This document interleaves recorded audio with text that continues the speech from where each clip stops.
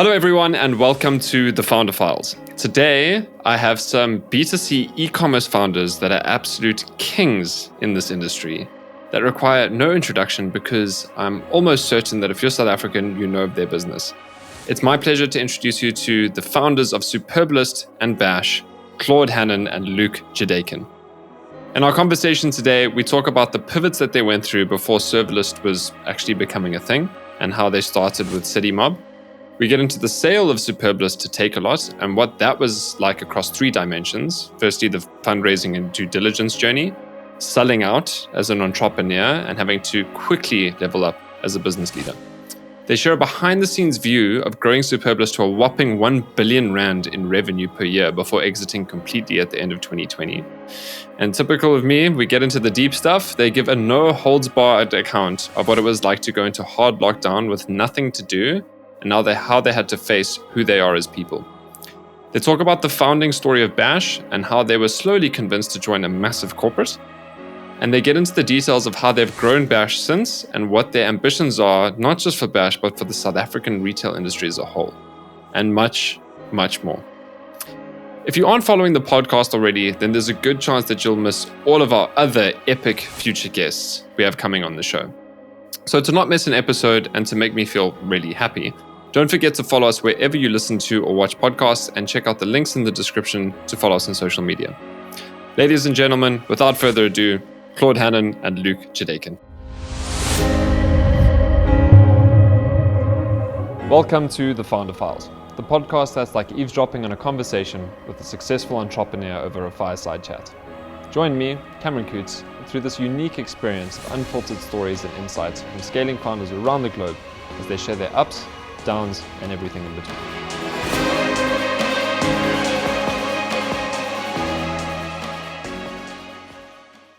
Claude and Luke, South Africa's e-commerce kings, welcome to the Founder Files. I think after a huge success that you've just had with Bash, with the 44.4% increase in their online retail sales just in a year, that's amazing. And I can't wait to hear the story with that, but how you started with Superbalist, what happened to you during COVID.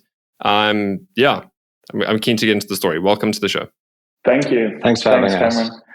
So guys, just to kick it straight off, the founding story is always an introduction to the human beings behind the business. But what I want to understand, we're going to start with Superbalist.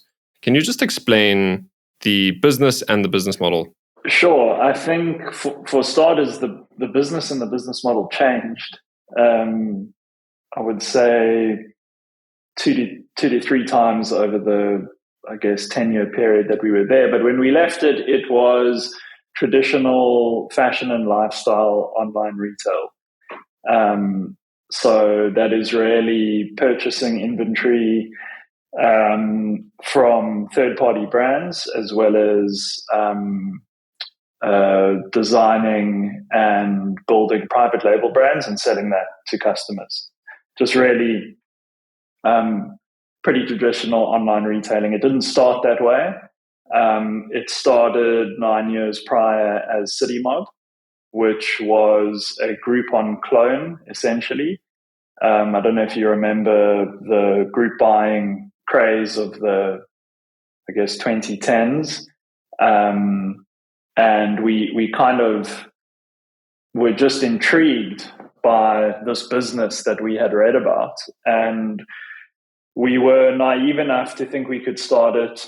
And by the time we launched, the time between planning and launch was 9 months, and there were 45 clones in the market by the time we launched. So that was the first pivot. We very quickly realized we didn't want to be in a business that had essentially zero barriers to entry. And we moved away from group buying into this combination of group buying and flash sales, which was discounted merchandise with a design aesthetic. That was like CityMob 2.0. And then we rebranded into Superbalist, which was despised by customers. There was a lot of hate at, and like resistance to that change, but we did it I guess, in order to improve the catalog of what we sold, because brands didn't want to be associated with discounters. But we learned some really tough lessons along the way. So I guess it's a really long-winded answer, but the business model is essentially online retail in the traditional sense. Okay. And so you kind of got into the founding story there, but guys, can you just chat me through, obviously, how you know each other, how you decided to start this business, and why you picked each other to start the business in the first place? Yeah, so Claude and I went to school together. I'm originally from Durban. Claude lived in Cape Town, or has lived in Cape Town his whole life. I moved to Cape Town when I was about 12, and we probably met at school around about 13. We were in the same friendship group, but we weren't best friends. So have had kind of many shared experiences, know one another's values, I guess, reputation, but it was never so close that it was going to be uncomfortable or like ruin something precious, which I think has been kind of the secret. Be that as it may, we continue to live our lives. Claude went on to working in finance. Ultimately, he was at Allen Gray and then became a wealth advisor. I studied law, hated it, moved into advertising, was working in brand strategy. And where we kind of realigned was Claude was overseas, had picked up a Fortune magazine, read about the story of Groupon, and it was a hyperscaler, fastest growing business at the time to get to $1 billion, had recently refused a Google buyout, which was kind of unheard of. And he reached out to me, I think, as probably the only guy that he knew that had worked in and around marketing or loosely digital.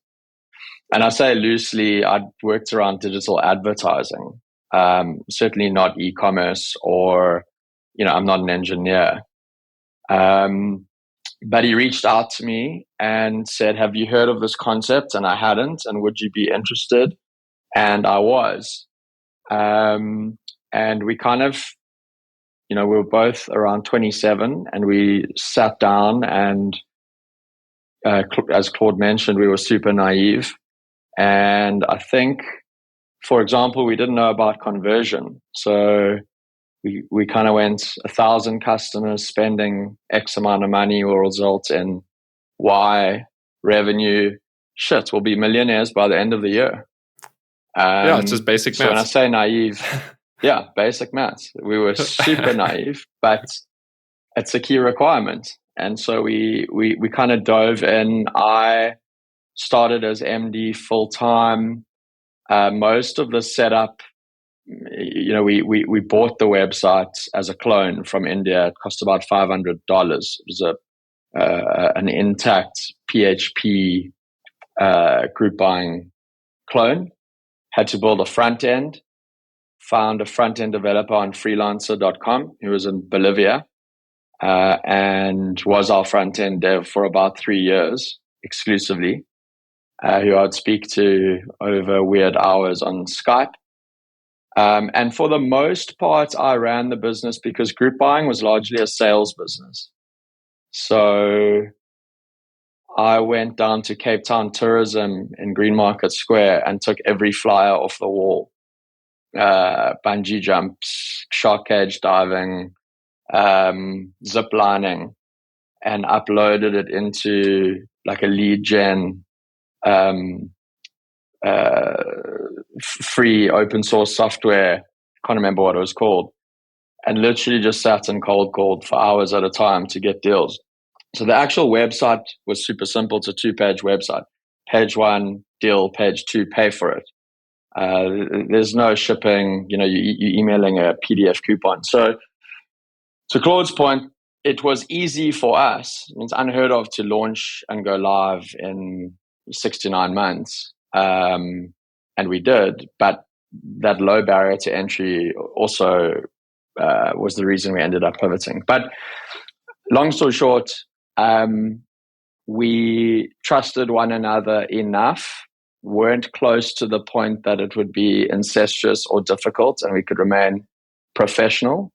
Had, I think, a respect for or an intuition that one another's skills were highly complementary, and kind of naively stumbled into it. And then we discovered, I suppose, the second aspect of our shared values, which is just a bit of grit and determination and refusal to fail. Yeah, 100%. And I resonate deeply with that because I've got a similar situation with Brett, my business partner, where we've got the same value orientation. I've actually psychometrically validated that we see the world the same way. We've got the same values. And the way I explain it to people is there's the two most important people in my life are my girlfriend and my business partner. But the thing is, in terms of our friendship circles and our personal lives, they're quite different. So to your point, we're able to have this very good professional working relationship, and there's more that he knows about me and my life than pretty much anyone in the world. But we're able to have a really healthy working relationship, and it's why I asked the question, because I think the founding relationship is such a core foundation to make any business really work. I think, I think it's also totally share that, and it's become clearer in time. I guess you don't. So naivety is pretty critical for invention in general. I mean, looking back on the past 3 years at Bash, we were incredibly naive. Like, I don't think we would redo what we've done, and that's talking about like the immediate past. So back in 2010, we had no idea we were about to become business partners. There's a lot of luck involved in this stuff. But as far as successful business partnerships are concerned, it ultimately comes down to mutual respect, especially in high pressure environments. Like it's got very little to do about like actually liking the person. I mean, I joke often, like, I don't know many people who I like despise. Everyone's nice, like, apart from some psycho people or like criminals, or like the vast majority of people are nice. But do you respect someone like for their talent, for their capability, for, I don't know, how they do things? Are they like, do they inspire you in how they parent, how they work? I think that's different. And in business and in successful teams, if there isn't a high mutual respect, you have problems, because it descends into like politics and all sorts of other things. I think we have an incredibly high mutual respect that has like grown over the years. So much so that when we left Superbalist, we were like, okay, we should stay together because you make my life easier, kind of thing. So yeah, I think mutual respect is key. 100%. Yeah, and I guess just a moment to shout out to all those co-founders with the mutually respectful relationship. And if you don't have that, either work on it or maybe find someone that you can have a mutually respectful one with. So cool, guys. Yeah, thank you. You've really established some awesome founding story, not just as a partnership, but you've spoken about how City Mob kicked off. I love the naivety. Definitely resonates. I think any founder can resonate. And immediately having to pivot the business model. So what I want to know now is you pivoted that business model with City Mob to Superbalist. So can you just talk me through the 0 to 1 journey of Superbalist? Sure. So City Mob was about group buying. So Mob was the group, and the group buying model was that if enough people committed to buying a deal, the deal was essentially unlocked. So the idea was that a merchant would provide something off price on condition that it reached critical mass of customers wanting to take up that deal. So they were essentially loss leading in exchange for virality. It was a super smart and highly viral concept, and it was in a time when email marketing was at its biggest. It wasn't unheard of to incentivize a consumer to invite their entire email database to join a new site in exchange for credits or entering a competition. And so I don't think we've ever seen businesses explode like we did in the days of group buying, which explains Groupon's success. But what you found was there was nothing particularly sticky. There was no beachhead or moat in those models, because really all you were offering was something off price. And so what happened is that if you were doing a bungee jump at 50% off, all that needed to happen was a competitor came along and did it at 55% off, and it had a superior value You're proposition. A commodity. Correct. And then you were requiring 50 customers to take up the deal in order to enjoy it. They needed to make their bar 40 customers. So it really was a race to the bottom. The discounts got deeper and the threshold to unlock them got shallower, and then eventually null. And then they just became coupon catalogs. And for us, it had reached kind of the limit of absurdity when we had people calling us and freaking out about non-performance of deals. It was actually something crazy, like a spa deal where someone got a full facial blow dry, and we were in damage control thinking, why hasn't the merchant made good on this deal? And we were puzzling and going through our catalog, and after about an hour we realized we'd never had that merchant or ever sold that deal, which means that it had become so commoditized and consumers were subscribed to so many that they were just complaining to us about other companies' deals. Like there was just nothing between them. So we knew then that it had been good to us and that we had scaled a database very, very quickly. So the timing was good from that point of view. I think within the second year, had overtaken Kalula. .com in traffic, which is significant because it was an e-commerce site. But our margins were getting smaller and smaller, and as I said, like there wasn't really a defensible beachhead. So what had happened was that we, through group buying, had played in a number of different categories. We'd inadvertently sold consumer electronics, deals on consumer electronics. We'd inadvertently done apparel. We'd inadvertently done design and sort of soft furnishings, cool cushions, and crazy small quirky pieces of design, alongside the more traditional experiences, bungee jump, salon, meal voucher, whatever.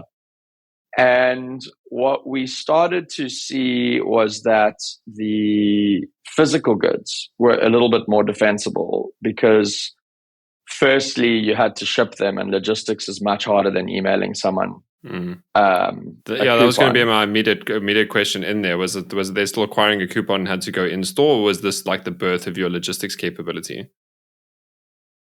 The latter. So it kind of started with 5 days a week, a daily deal. So Monday through Friday, where it was a coupon.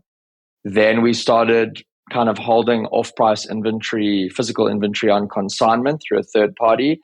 And 1 day a week would be something physical we would ship. So we would hold 100 alarm clocks that were super cool and quirky. We would sell, or 100 would be held on consignment. We'd sell 50 on a Friday. By Monday, tell the merchant we'd sold 50. The merchant would send them to our third-party fulfillment partner, who would pick and pack. That model became once a week, then it became twice a week, then it became 3 times a week. And slowly we kind of phased out of coupons and into physical goods. But by the end of it, the growth, so that model, strictly speaking, went from group buying to what's called flash sales, which is kind of what a 1 day only does today. That flash sales model while slightly more defensive, there were less guys doing inventory, is very difficult from a forecast or predictability point of view because you're basically scavenging. So because you're not buying inventory, it's all consignment. You've got a sales force calling around various suppliers saying like, hey, do you have anything off price? And hopefully they do, but they might not, or might not have something compelling. And so your revenue is very lumpy. You are scavenging. You can't, with any predictability, say in December we'd like to do 2x what we were doing in January, and therefore we need this much inventory, because there was just no guarantees. But be that as it may, we continued that path, and it was obviously much more cash flow friendly from a startup standpoint, not owning the stock. But the first thing that started to capitulate was actually logistics. So the partner that we were using could handle X number of orders a day, and then it became X plus 1, and then X plus 10, and they started slipping behind, and eventually it all culminated in what was it, Claude? 2012 season, where our warehouse properly capitulated, and we had CEOs calling Claude from listed companies saying, if you don't get my Christmas delivery to me, I don't know what will happen to you, kind of thing. And that crisis, fun place to be.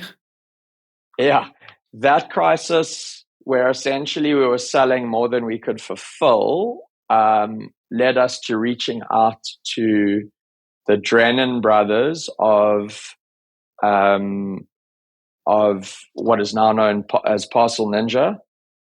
And they had been running a site called Wantedall, and they were kind of the OGs of e-commerce. Wantedall.co.za had been reshipping Amazon orders into South Africa for a long time.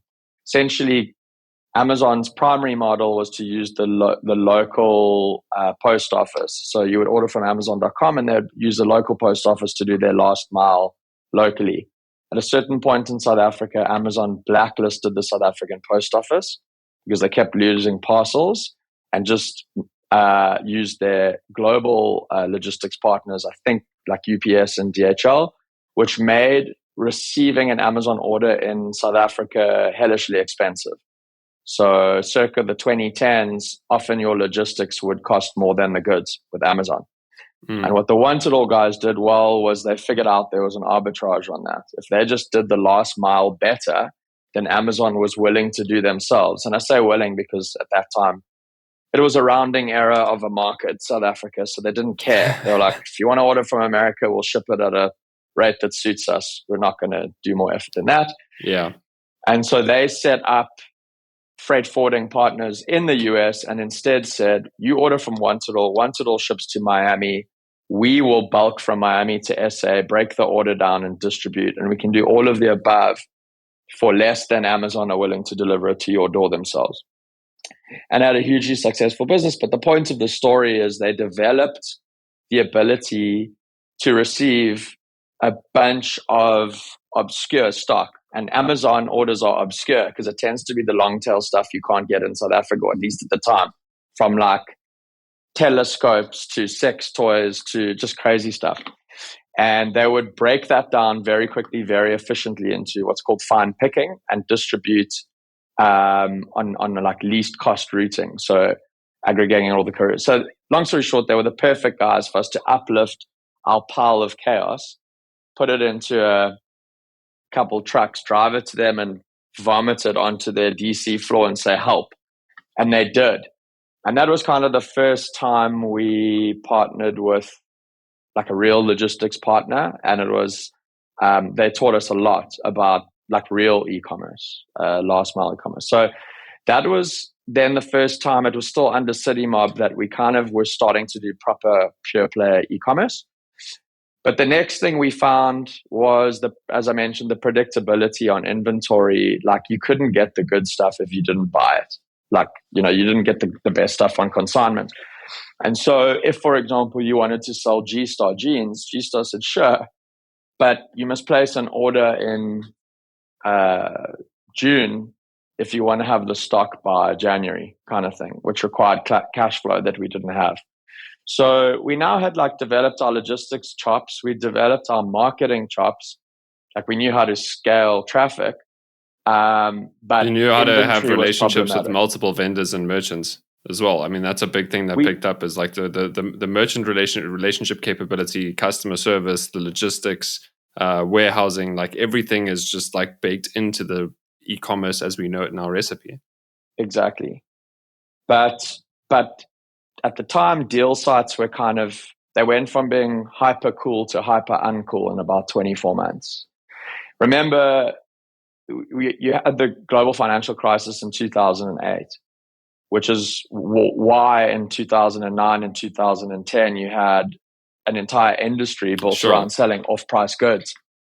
But the market recovered, and you were solving a short-term problem, but the retailers or the merchants rather, and distributors just got better at buying stock they thought would sell or making their retail partners buy the stock that they weren't going to. Pre-2010, distributors would bring in a bunch of footwear on risk and then go to all their retail partners and have a sell-in and say, do you want to buy this? And like in good faith, it mostly worked. When the crisis happened, they were sitting on this stock and guys said, sorry, we can't afford it. Post 2010, things changed. My G-Star analogy, like, no, you can have whatever you want from G-Star provided you pay for it up front.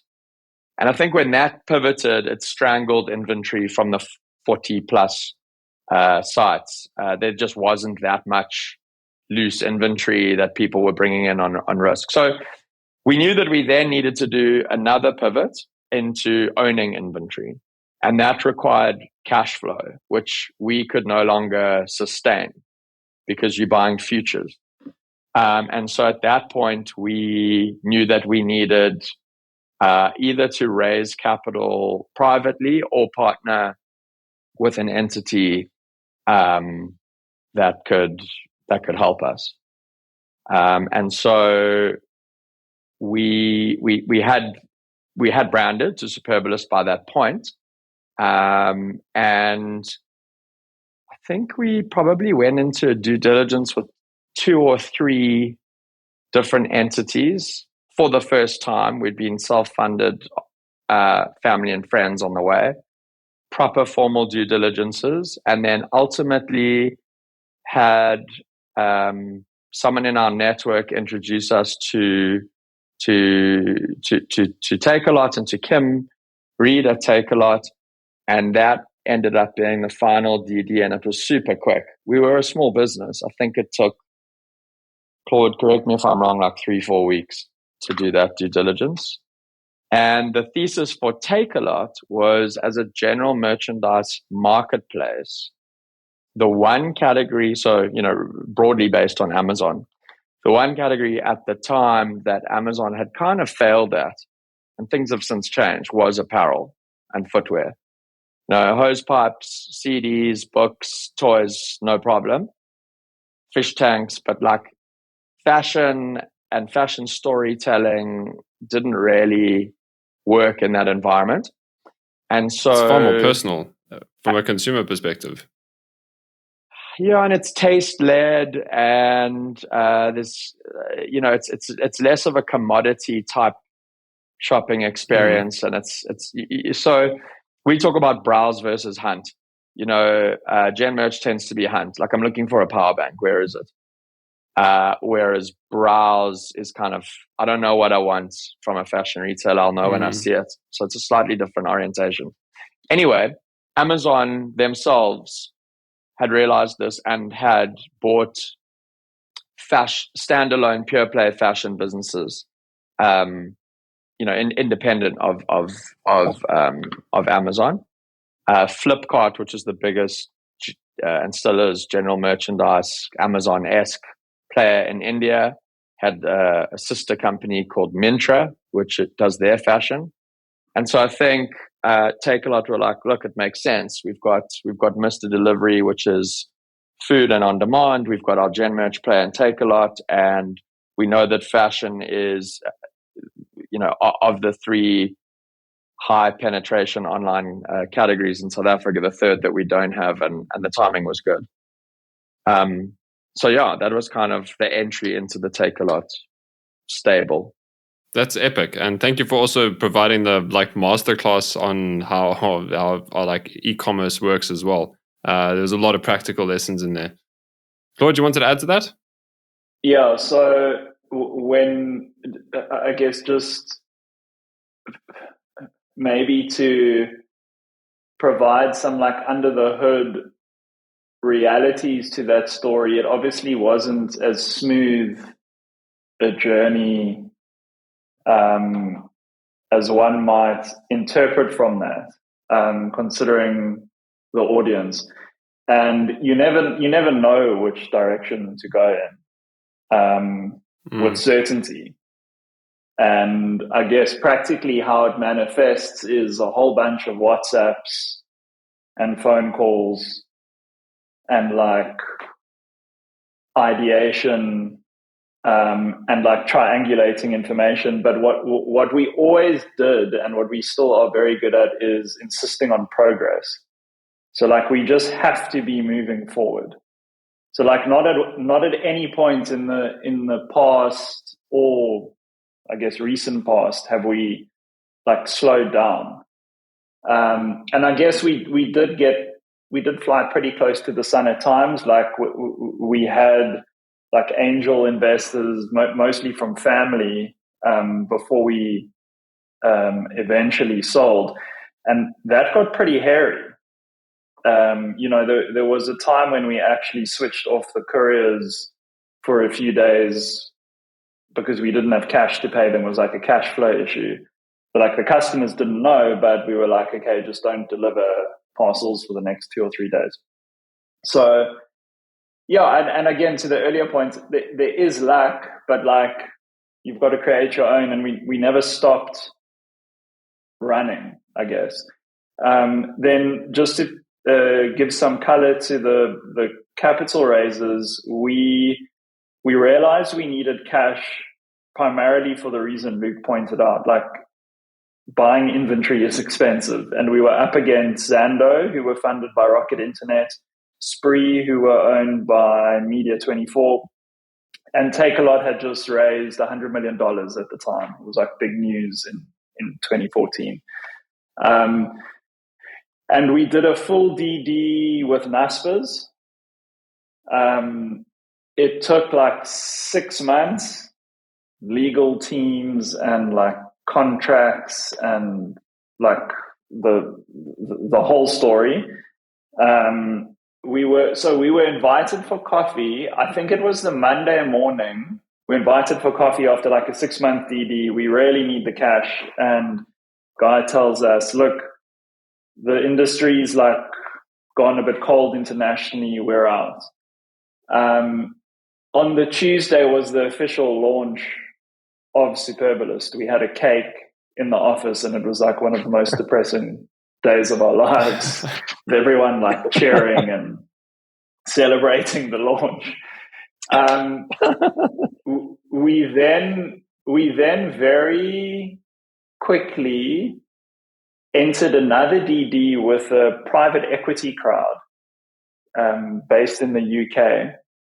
That also went deep. It went so deep that they actually gave us like a bridge loan to fund us whilst the DD was still underway. That then failed at the 11th hour. Then, there were two, and then there was the Takealot transaction, which was different in that Kim and Gary, the CFO, just ran the whole thing end to end themselves. They brought in some legal advisors in parts, but it was fully complete end to end within 5 to 6 weeks. And that was August 2024. And we cut the cake 2014. November 2023. 2014. Sorry, 2014. 2013, we cut the cake November, and 2014 we sold. Yeah. In August. Okay. Yeah. Sure.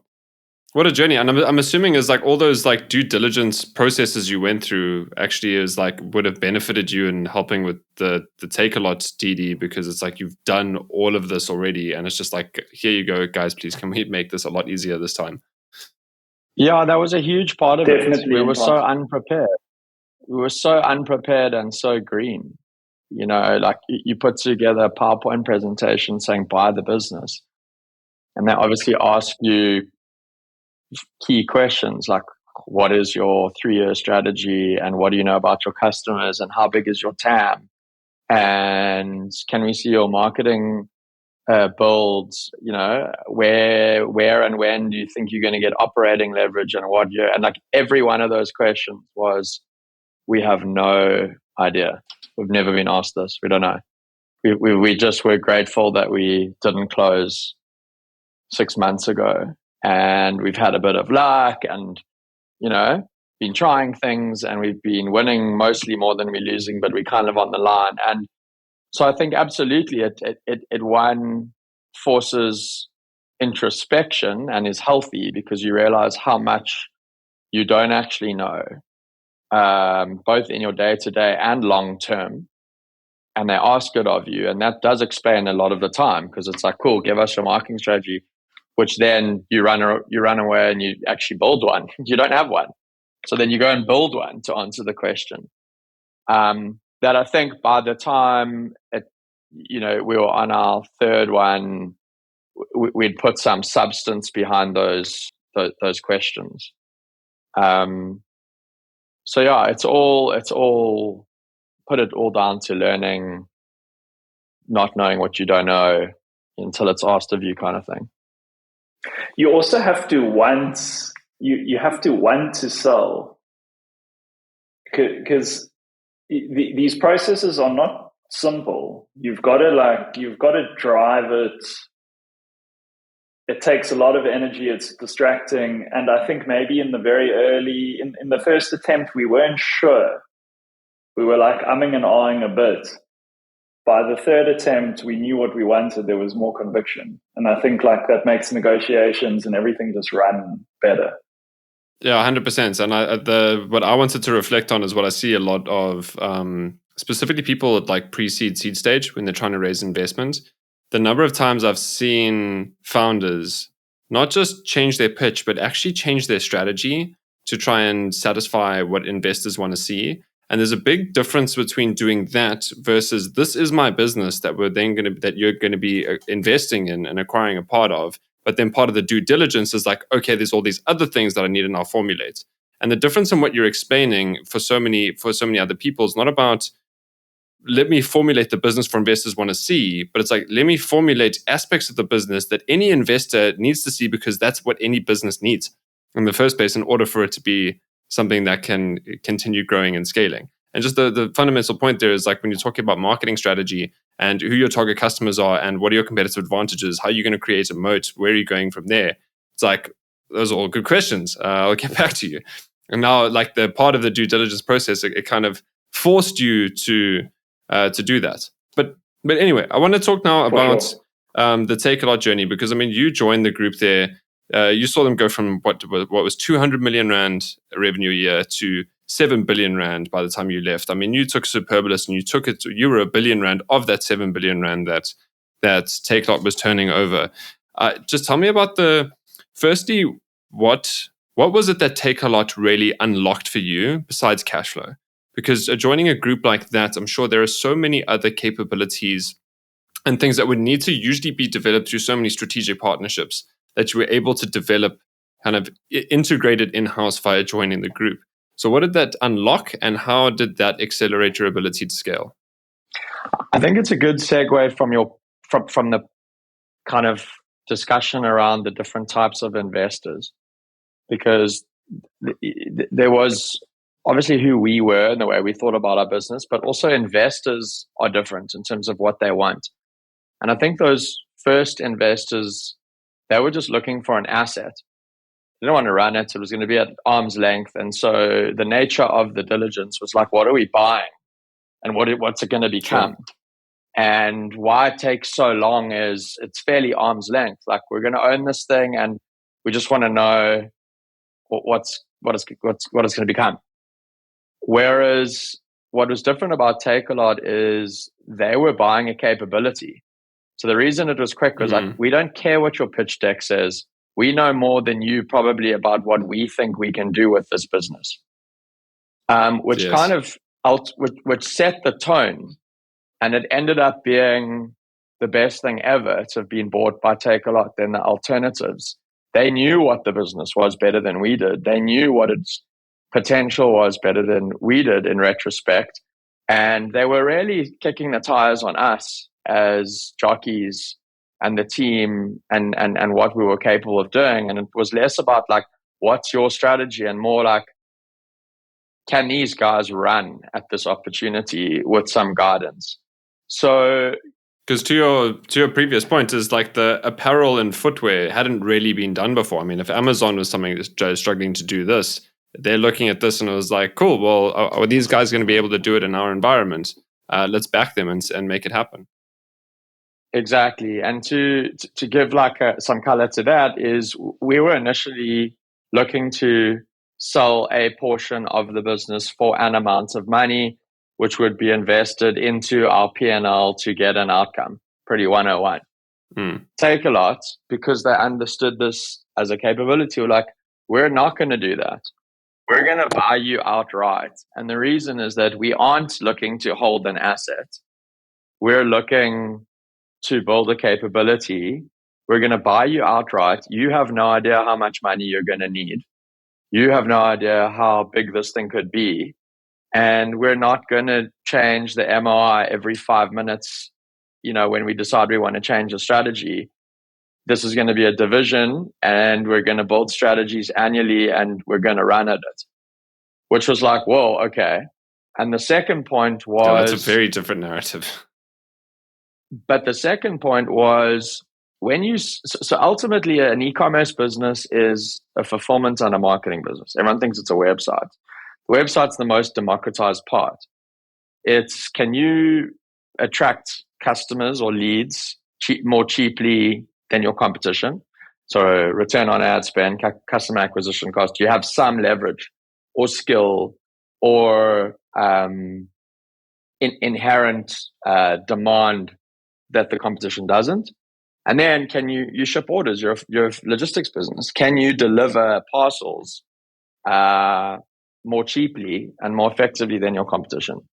So in scenario A, where you're just an asset, you're like, this is what we pay for logistics and we ship 1,000 orders. You can raise money. A lot of people have money to fund your unprofitable logistics.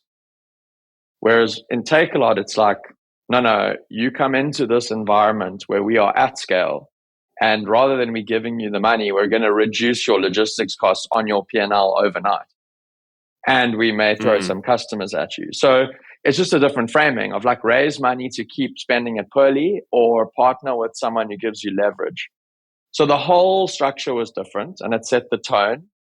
And we can talk about this for ages, but what I learned the most was I can't remember exactly how long, but within the first few months, 2 instructions came to us that I remember clearly. One was, you have nowhere near enough rigor in your operations. So we were always data centric and quantitative, but the obsession with operational numbers that was in Takealot was thrust upon us, and it was hugely powerful. It was like, get in line and do it quickly.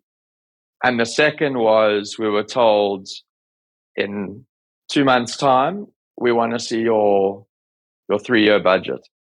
Now, we'd never built a 3-year budget, because in the startup, it's like, you're happy if you make it to the end of the year. And it was terrifying because you'd never done it. And you're like, how the hell am I meant to work out how many users will download my app on Facebook in 3 years' time? It's crazy. But when you do apply your mind, and when you do get your X go around the problem, and you do think about it clearly, and make no mistake, the first budget we put forward would have been absolutely amateur and full of holes.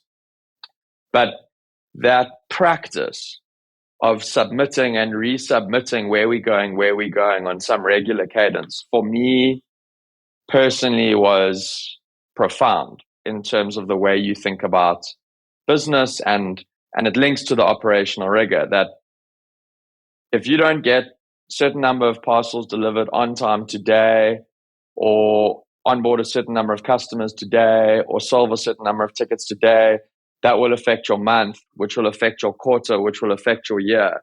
And suddenly your paranoia about missing today is because you know what it does to your entire year. That wasn't there before. You don't realize the sensitivity to your modeling. Sure, that's a fascinating share, because it sounds like what I think you didn't expect from this entire process of just trying to find an investor and going to the Takealot group is specifically with the Takealot group and how much you had to level up as leaders now. It's like your kind of skill set and knowledge of business and operations and having to bring in your own discipline around how you manage things had to go from you had to go from your own 0 to 1 journey in that sense. Absolutely. And absolutely.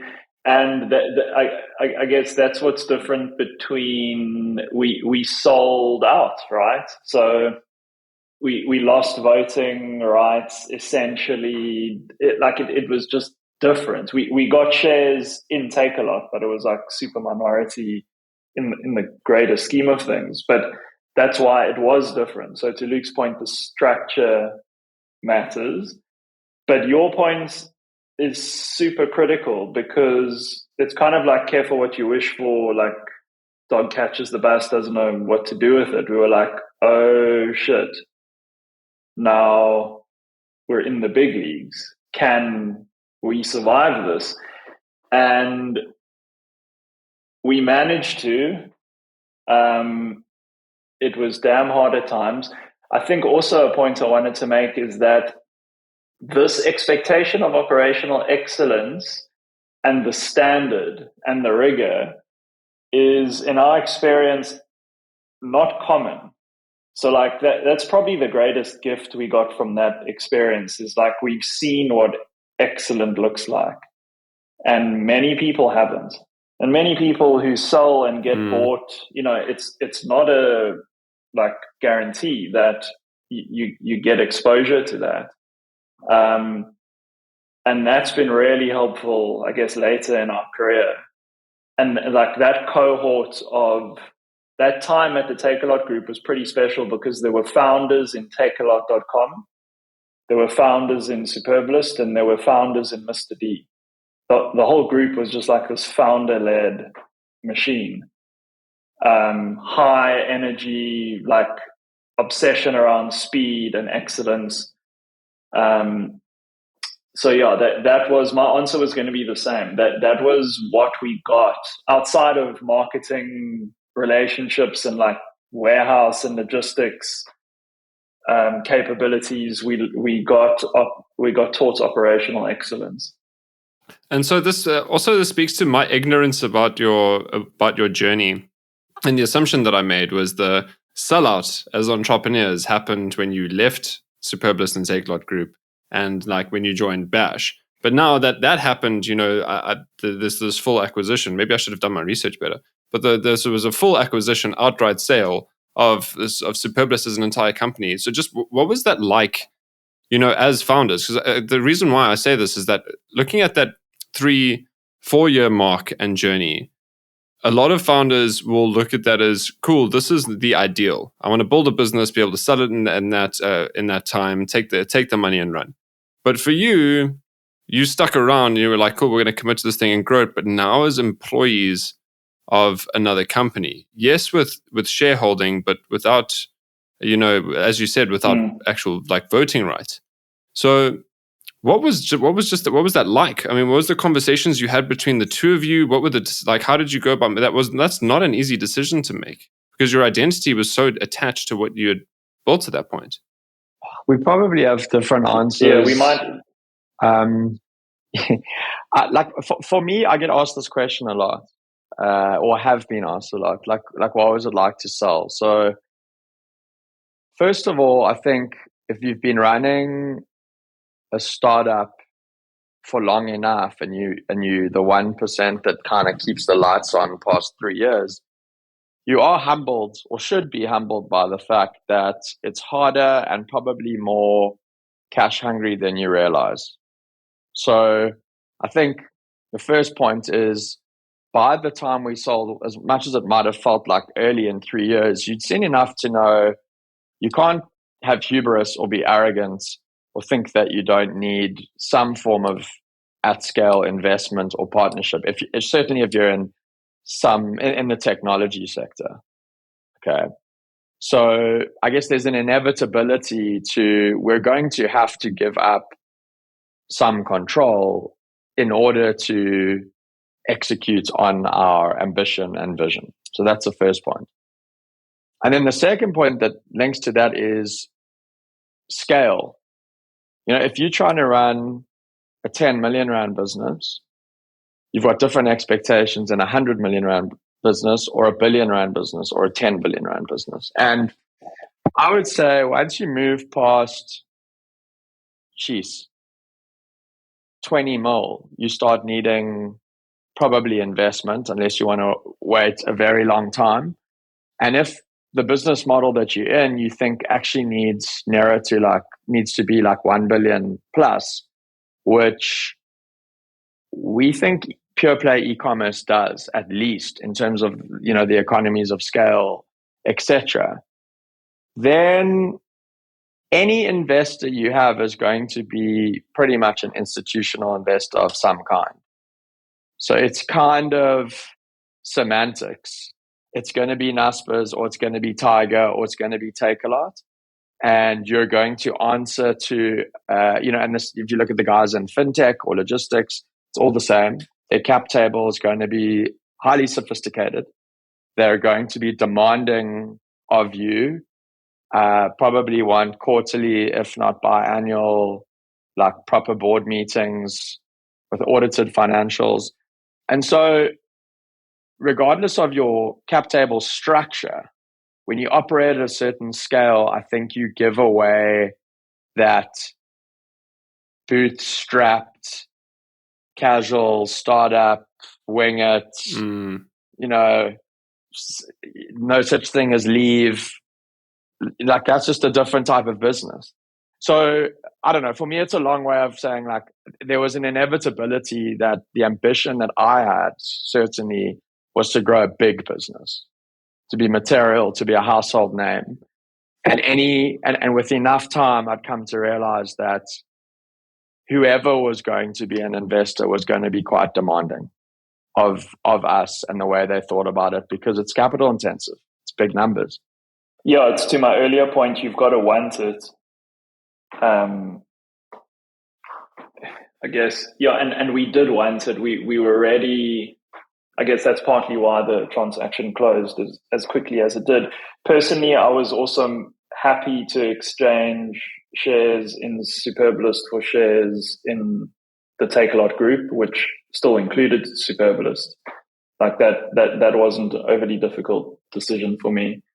And then because of how it also gave quite a bit of flexibility, because we could almost afford to, I don't know, take some new angle or double down on a growth target without having to do a cap raise and like refund the business. We were part of the group now. So like there's definitely, there were pros and cons. But ultimately, to Luke's point, like there was inevitability. We needed money. And like they were a super appealing partner, all things considered.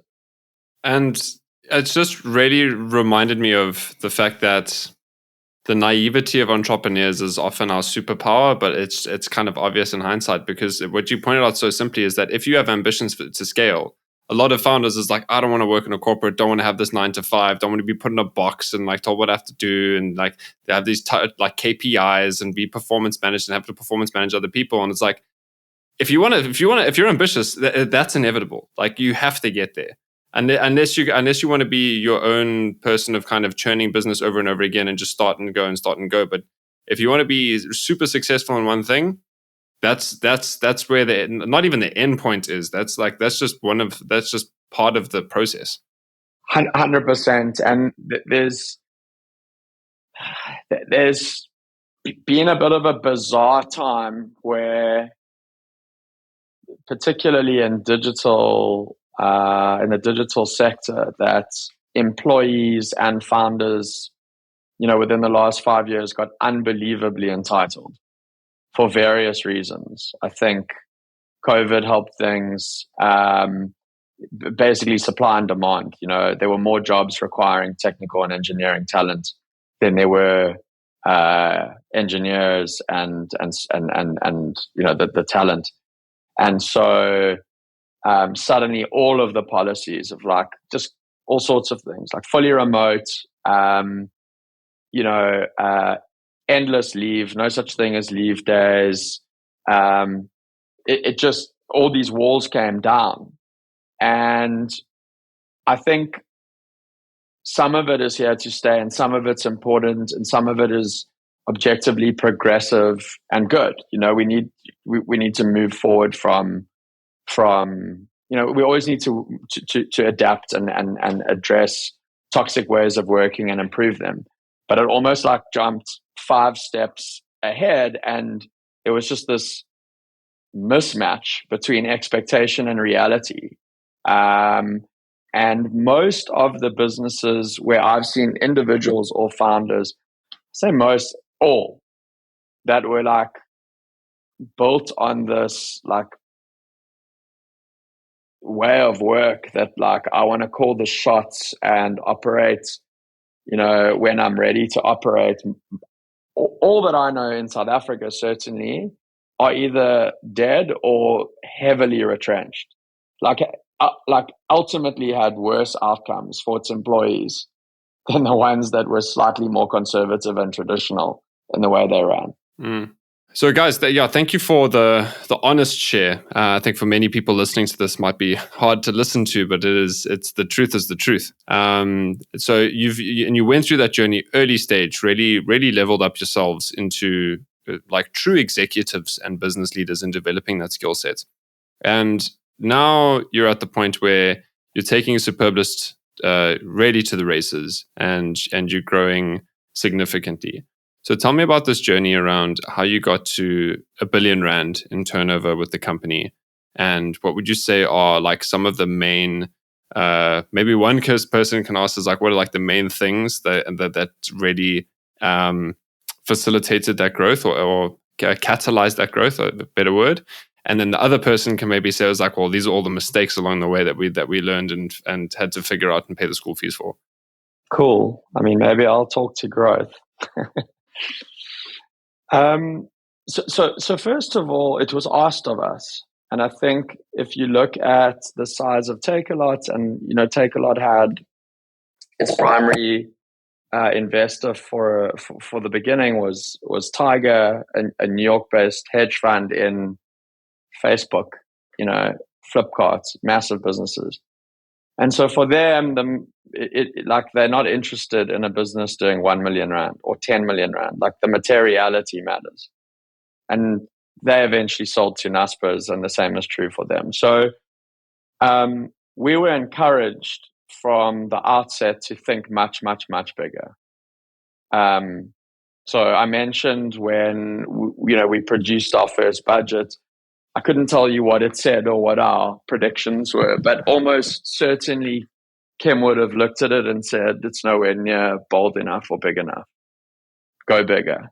So if we thought, 30% growth was big or 40% growth was big, he would say things like, come back and show me what 80 is going to cost. Which was amazing because we were challenged to kind of think about what was possible, albeit in a very, very quantitative way. So if I want you to double the business this year,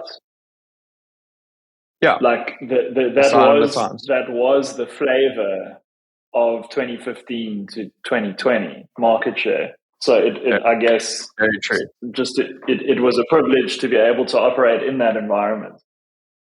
And so we had no idea is the truth, but we went away and I guess got around a whiteboard and thought about what it would take. And so your question was, what did it take? I think, as I mentioned, the key ones are you've got to grow traffic at the end of the day. You've got to grow customers coming out of that traffic, actually shopping. And then you've got to ship orders. And when you start with those two in between, it's like, how much inventory do we need to put on the thing in between? And so I at the time got better quickly at marketing and figuring out online marketing. And that's a privilege because most people in startups don't have a massive war chest. So I'd like, well, if I gave you 100 million in marketing, what would you do with it? But that is kind of where we were at. So then you really, really think about that. And I probably I'm pretty sure I told Kim in the beginning, I think we should do campus activations and influencers. And he definitely laughed me out of the room and was like, no, that's not we're not what we're doing.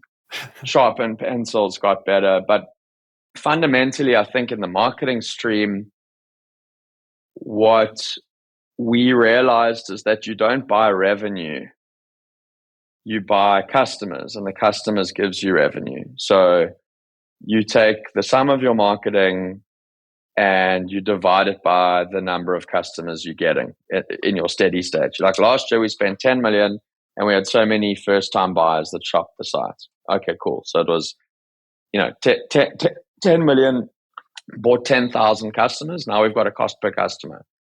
Then you slice that up per channel. So what was the cost from the customer coming from Facebook? What was the cost from the customer coming from email, from Google, and so on? Then you're like, oh, okay, cool. First time I'm looking at this, turns out that customer costs 2x what that customer costs. Okay, now I'm seeing the first pattern. I should invest more in channel A and less in channel B. So then you kind of, at the base case goes, so if I was to double my revenue, I have to double my customers.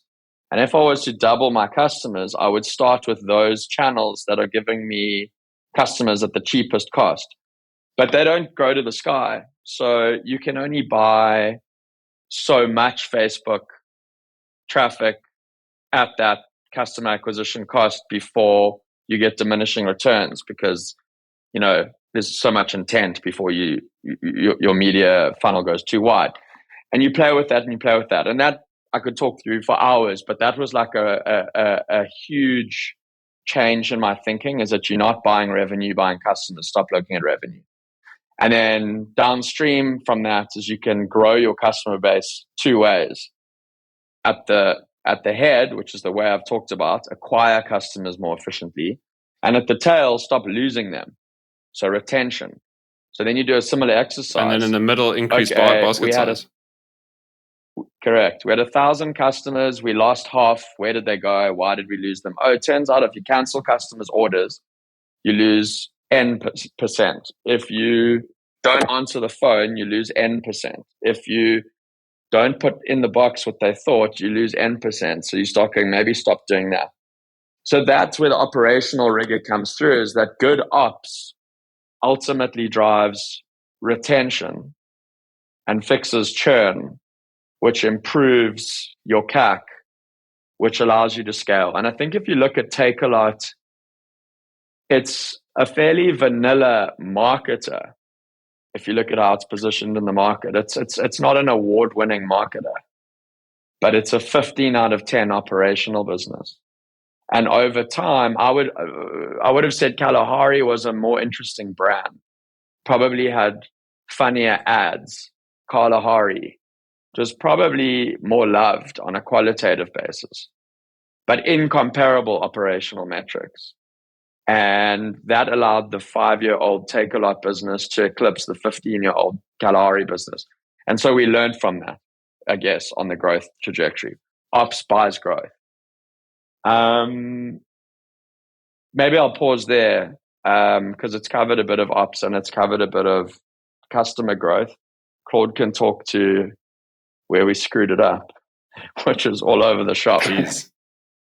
Please do. Yeah.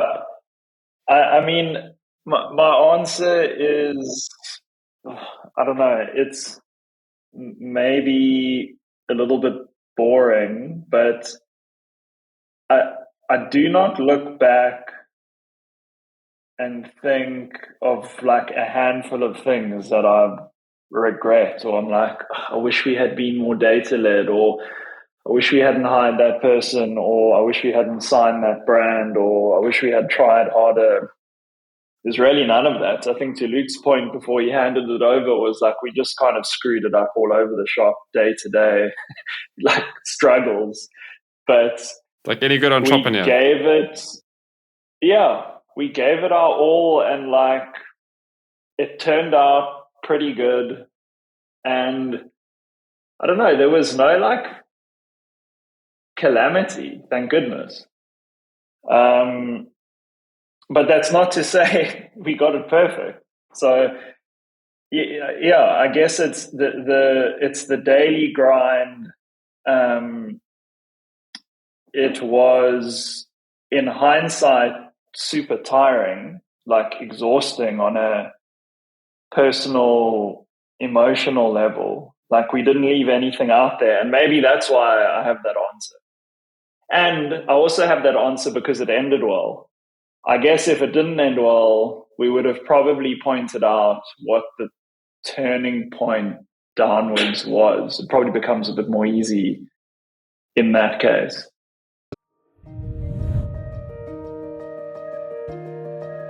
Let's pause here for a moment. If you've made it this far into the episode, it's probably because we're talking about things that you're trying to implement in your business. You found your sweet spot in the market, you've gained momentum, and you've already been through a phase of growth. Because of this, you know that on the outside, growth is super sexy, but on the inside, it's incredibly difficult to achieve and to sustain. So now I've got a question for you. Now that you know the sacrifices it takes to achieve growth, how much time are you currently spending thinking about your direction and your next phase of growth? I bet not as much as you'd like, because you're still in the thick of it. Leading, deciding, pushing for performance, pursuing new opportunities, maybe even thinking about selling the business. See, your story is yours. But this chapter where growth meets complexity, this is when things get hard. Because you can listen to insights from podcasts and stories from people that have been there before, but applying it to your context is a completely different ballgame. So let me help you. If you want to have a 90-minute, no strings attached conversation with me, then head over to Metavolve's website in the description of this podcast below and let me help you navigate this next phase of growth. Because at the end of the day, building a great business is complex, but it doesn't have to be complicated.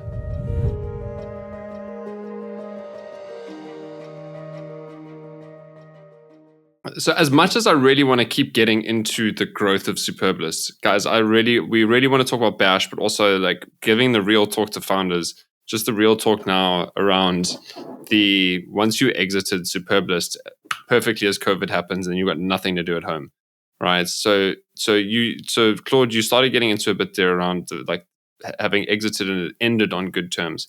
Talk to me about those good terms and what happened after that. Well, yeah, we exited, in my opinion, at the right time. It had been a decade. We had grown the business from 0 rand to 1 billion. We had acquired our biggest competitor. And the business that we founded, started to look very different at this point. Naspers was now back as a majority shareholder at Takealot Group. It was becoming, I guess, more and more corporate by the year. We decided it was time. We resigned and served out notice. And it just so happened that our final month at Superbalist was the month that South Africa went into hard lockdown for COVID. So literally in, I guess, our last week, we bid farewell and then stepped into level 5 lockdown. Not only do we not have a job, we couldn't leave our house. And I had 4-week-old twins on top of both of those.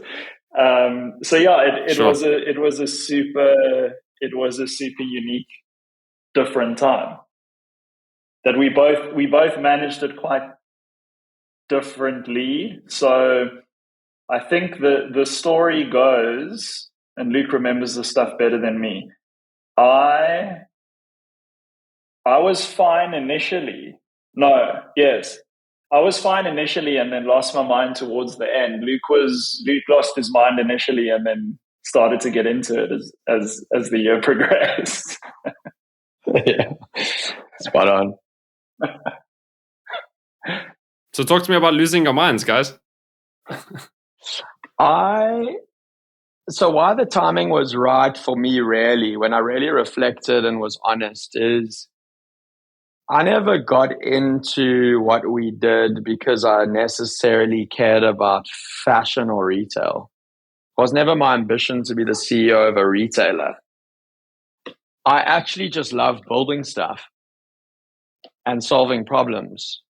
And Claude put a problem to me once, like, what do you think? Can you do it? And that's always been romantic to me. And it's I guess it's a challenge. And I was like, of course I can do it, whether I could or couldn't. And that was the birth of City Mob. Into Takealot, as I mentioned, there's a reason that, like, when I reflect on it, what I remember that time you were challenged to go from 3 months to 3 years in terms of a budget, or remember when you presented that budget and you were told to go from 20% growth to 80% growth. And like those challenges were what actually kept the spark alive for me, like breaking down impossible problems. And through that period, we went from, a group buying, as I said, like bought out of a box, janky website to best in class, award winning, 11 bookmarks, I don't know how many lurries, well known household name. We went from not having a mobile strategy to the number one shopping apps in all app stores. And that, like, 0 to 1, build and build and build in the business, build a new thing, build a new app, build a new product, build a new capability, I really loved. And I think towards the end of the 10 years, there was less and less building. It was much more managing.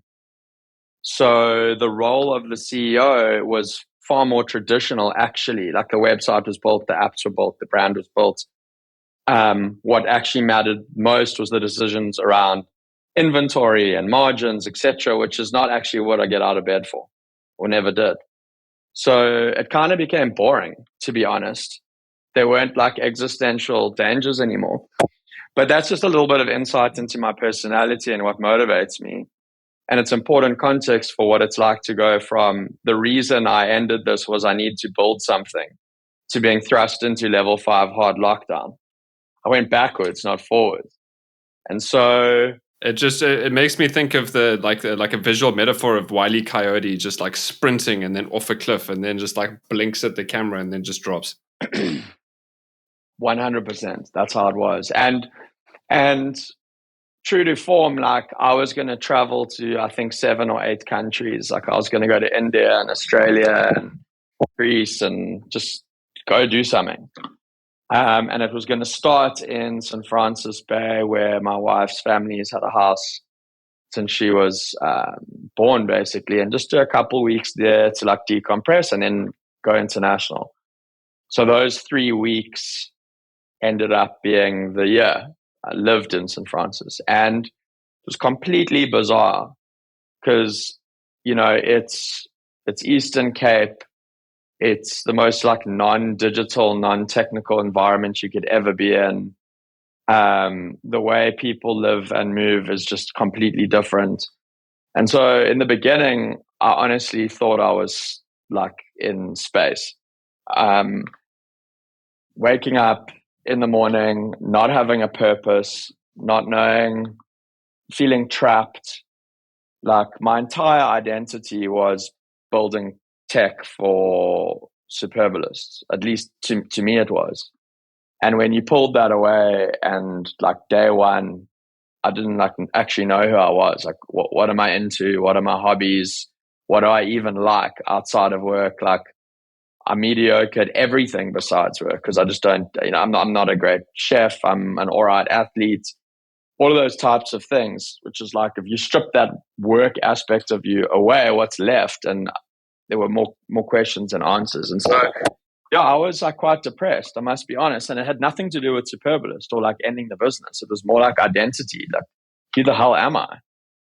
And it was a complete adjustment. And the way that I would discover who I was by building stuff or going and doing something, which I couldn't remedy either. So I couldn't go become a star athlete because I couldn't leave the house. I couldn't go and build something because you weren't allowed to buy anything unless you were a builder. So it was like really wild that you kind of had to sit and plan and just be. But then that forced period of just like self-awareness and observing, I saw, I think in the Eastern Cape people, something that was quite profound and like healing. And that was all of my friends in Cape Town during hard lockdown. So much of the way we lived our lives was like socializing and experiences that were paid for. Going to restaurants, taking your kids to the aquarium, going away for weekends. We're a tourism-oriented city. And so when all of that was taken away, it was like an existential crisis for everyone. And there was deep negativity. And it was like the government, immigration, where we all going. And what was fascinating about people in the Eastern Cape was there was none of that. It was like nothing's taken away from us because we care about the surf and we care about fishing and we care about each other. And they were completely and utterly resilient. Like you could just see it. And they also weren't like over densified. There was one spa, one petrol station, one bakery, one fish shop, and none of them closed because you needed all of those. So like work-wise, everyone was fine. And it was absolutely fascinating for me to see that in this like huge crisis, these people were largely unaffected. They'd long written off the government in terms of what it like did to their psychology or well-being, like well ahead of COVID. And the way they live their lives is they wake up and look at the weather report. And if there's surf, they don't go to work, like end of. And I would like my A-type personality, like I needed someone to fix the fridge and I had a booking for whatever, an electrician on a Wednesday, and Wednesday would come and go and no phone call. And I'd be like, what the fuck? These people are useless. And then you realize, oh no, it's because there was good surf or fishing or something. And like, actually, you must get in line and live your life. So yeah, there's Claude better things mentioned to it. do. Like I exactly. And I came through that, and obviously lockdown was eased, and suddenly my ambition to go do material things and travel the world and whatever, I didn't care at all. And I stayed there and I fished and I swam and I chilled and just did the complete opposite of what I planned to do. And it ended up being very, very grounding and good for me. And to Claude's point at the end, I could have done it for another year, but I was comfortable, put it that way.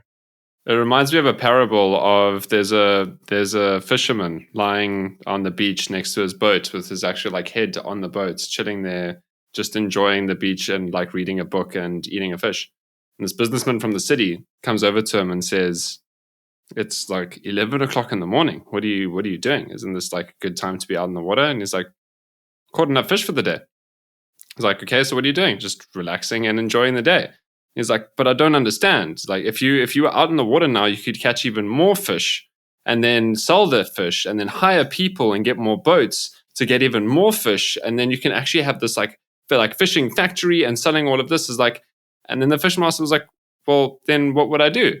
I was like, "Well, then you can, sit back, enjoy your wealth and sit on the beach and like just enjoy your life." And he's like, "Well, what do you think I'm doing right now?" It's uncanny how that was exactly the realization that you had.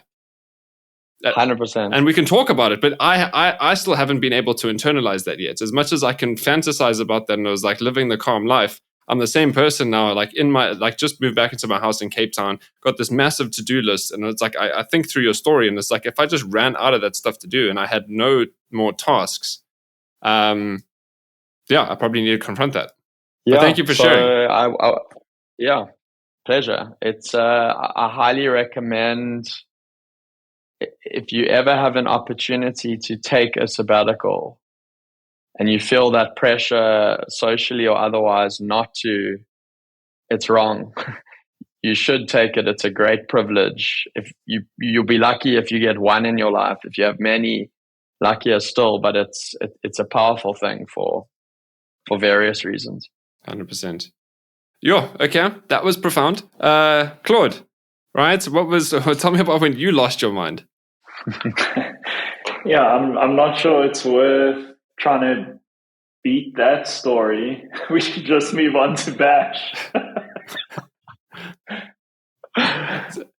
So I don't think that, okay. I obviously wanted to say jokingly is like try top that story, but at the end of the day, it's like this is, it's two founders, their own unique thing, and it's like what I really it's still there's so much depth here around people like us who do things like this and like keep going at 100 k's an hour and then suddenly stop. So but just tell me about what was it like for you. I mean, you said it was fine in the beginning and then towards the end it was not fine. I can't do what Luke did. Well, I mean, I would need to be way more deliberate about it. Played a lot of golf. The more I practiced, the worse I got, because like golf's a weird thing where like your expectations increase together with practice, and so you go out onto the course expecting better things, and that's the beginning of the end. It was when the River Club was still down the road, thank goodness, because I was literally there like every day. The one thing I learned is that golf is just ridiculously boring, and that the best athletes, I think, are really good or comfortable with that like monotony. You literally just need a level temperament. You go and do the same thing every day with like micro improvements, and that repetition gets you to like the top of your industry. Whereas business is very different. It's like way more dynamic. I mean, individual sports are potentially more boring and monotonous than team sports. But yeah, I attempted to improve in golf. I had a newly expanded family. It failed. It definitely failed. But I guess Luke touched on it. My identity is equally like inextricably linked to work. I don't really have hobbies outside of it.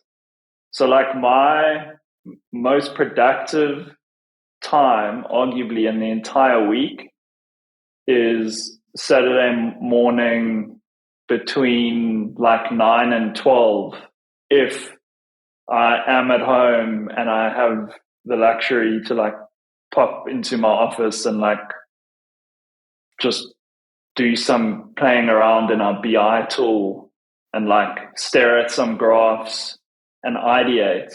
Like that gives me genuine joy. Like that quiet time of like trying to figure things out. Like that's a hobby, but it's work also. So yeah, I am more intimidated than ever, I guess, at the possibility of having to be away from work for lengthy periods of time. And that's a weakness. So I'm not like, it makes me nervous. And I do think about trying to solve it, but I'm not really sure how I will. I just think it's kind of how it is, which is fine as long as you are working on something that you enjoy, which I suppose I always will be. Retirement's a concept that more people should disagree with. I don't believe there's a word for retirement in Japanese, and that makes sense. It's just like a dangerous thing. So I'll always be working, I'll always have a hobby. As the year progressed, I got progressively more bored. And so I was raring to go. And I remember Luke and I would laugh because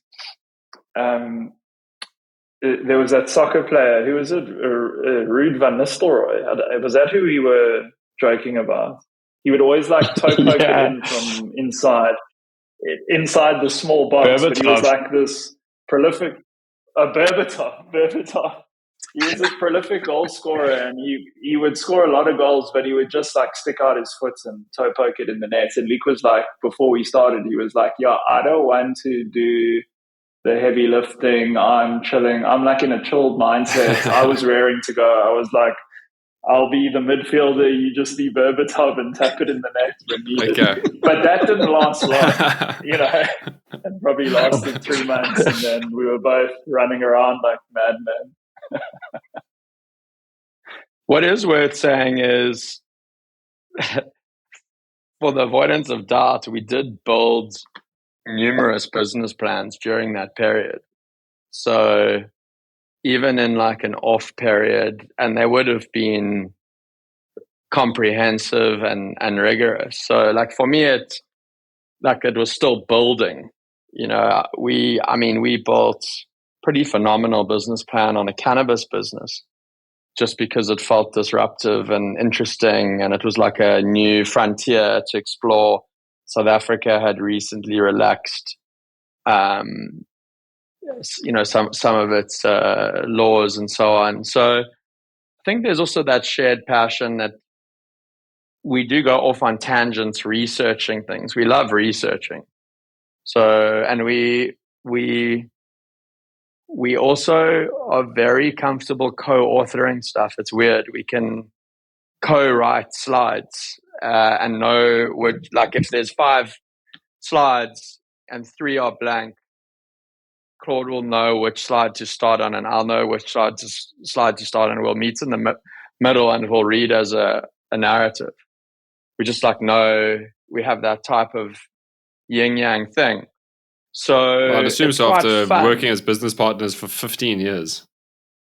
Yeah, but it's quite a fun way to, I guess, express yourself as well. So that we can pick up a seemingly obscure topic or concept and kind of start super wide, put thoughts together and co-edit it into something. And so we do that from time to time. And I think a lot of the way we work in business and the joy we find in business and how we work is solving problems that kind of way, editing down an idea in a co-authoring kind of fashion. I think it's pretty unique.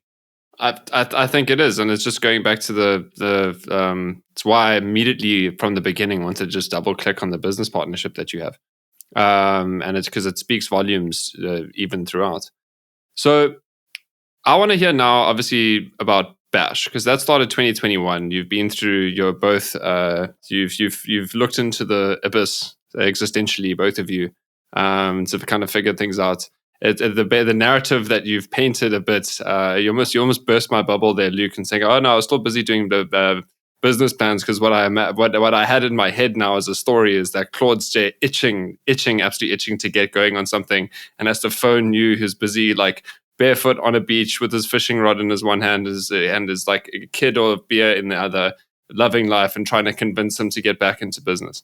But I think let's run with that story anyway and pretend that was the reality. I joke, but I just want to understand, so tell me about the starting of Bash. First and foremost, how there wasn't, what was the issue with restraint of trade to start a direct competitor to what Superbalist was? And yeah, how that journey started and how you got convinced. Yeah, so we the saw restraint out is our pretty. restraints. Yeah, it was pretty straightforward. It was 1 year, and it coincided with hard lockdown, just serendipitously. And because we had such a strong restraint, we knew we may as well just. And it had been 10 years, like just chill, just sit it out. So yeah, we sat that out, but in the time, obviously, did percolate over what next, and we did look at numerous different ideas, and I think, to make a long story short, the field in which we are experts is online retail. Having said that, we felt that pure play online retail was flawed in this market. It's incredibly difficult to make it profitable for a number of reasons. So it wasn't that we were particularly prescient about what Bash would become, but we'd learned how hard pure play is. And so on the one hand, it was where we were experts. On the other hand, we were loath to do the exact same thing all over again. Naturally, in your second or third endeavor, you kind of want to take the school fees and go, well, how do we accelerate or jump off? Yeah, that was a key decision, and we were quite deliberate about that decision. I remember having a few conversations about it. Like, are we going to go back to ground zero, or are we going to leverage our IP and stay in retail, online retail?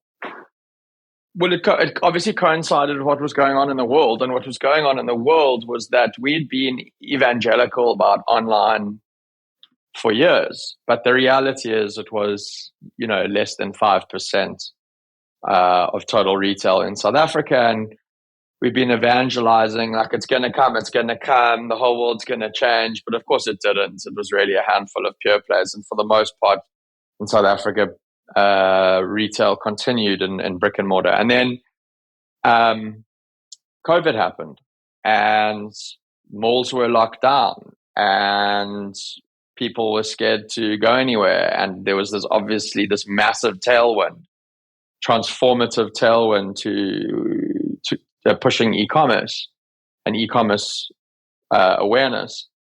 And simultaneously, I think all of the major brick and mortar retailers were a little bit under duress and tested in terms of their kind of nascent online offerings and what the opportunity cost was in not having a more mature online offering. And no one really knew what the post-COVID world would look like. Like, there was a lot of discussion about the new normal, and so retailers had to improve at a minimum their online offering.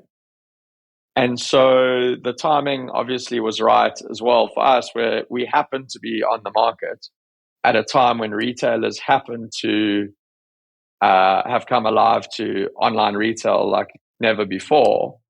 And for the first time, we weren't like swimming upstream evangelizing something, but like no one was really ready.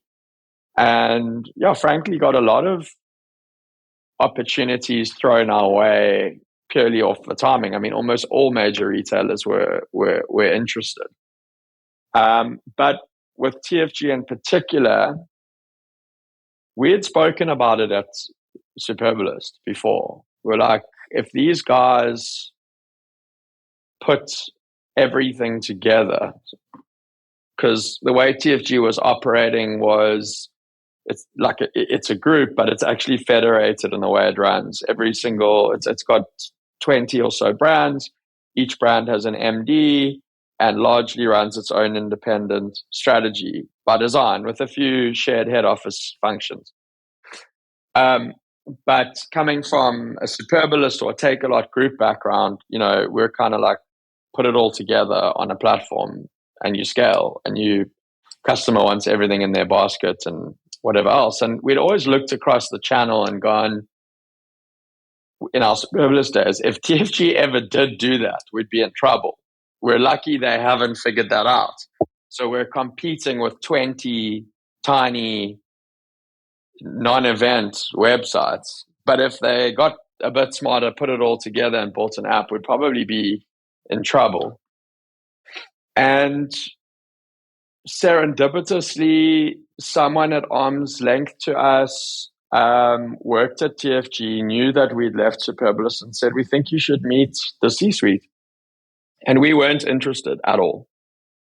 So we'd had this like feeling, but we were like, there's no ways we're leaving Superbalist because it's getting more corporate to now enter and incubate a business in a corporate. Like that was the last thing we were thinking about doing.